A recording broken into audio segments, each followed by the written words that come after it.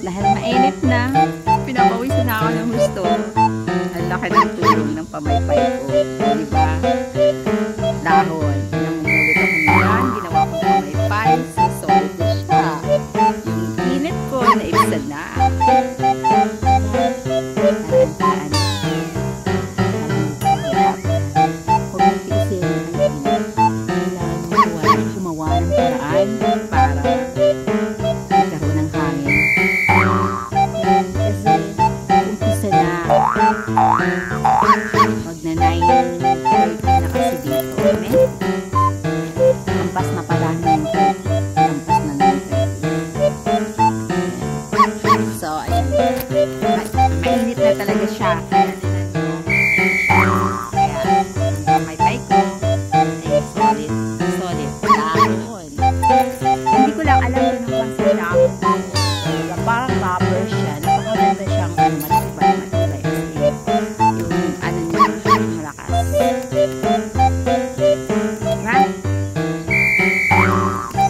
Bye!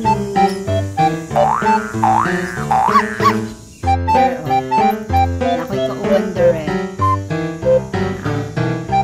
Hi, Birdie! Salamat sa pagsama. Ako lang mag-isa na. Naghahanap siya ng pagkain. Ha? Dali. Halika. Kasi na. Ano naman ka? Hindi na kita makita. Iniwanan mo na ako. Iniwanan mo na ako. Wala makita dito na pagkain. Ito Sige, pasyal ka muna. Balikan mo na lang mamaya. Okay? Okay?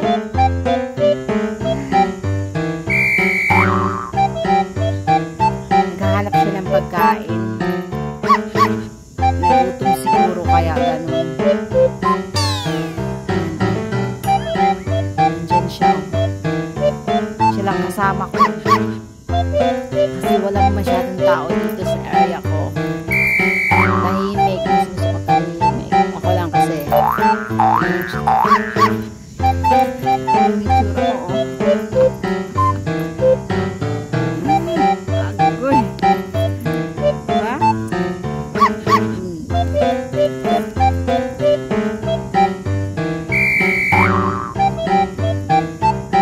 Ganda kasi dito. Nakaharap sa akin. Mga bulaklak.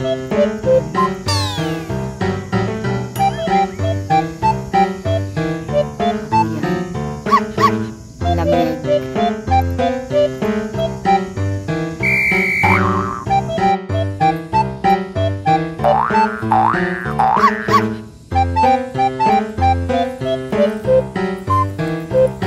Relax muna tayo dito.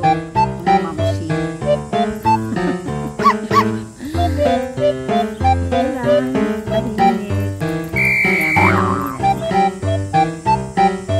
Kailangan muna natin mag-relax.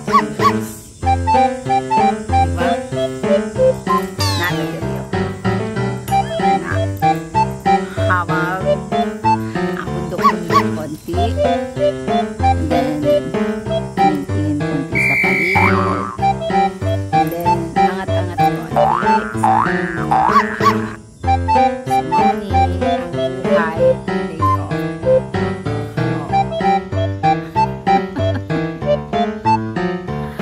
Habang nakapahinga ka muna, dapat may dala ka talagang pansapin kasi kung saan yung libled, hindi mainit, magtatambay ka muna ng ilang minuto.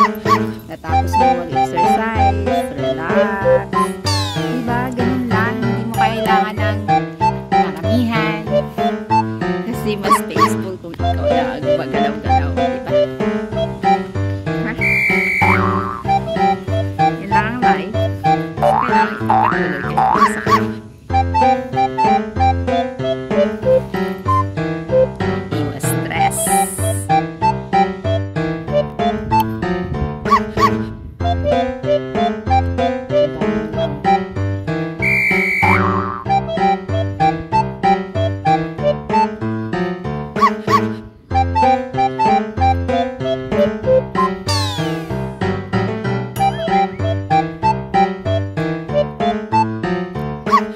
Dinadayo ako ng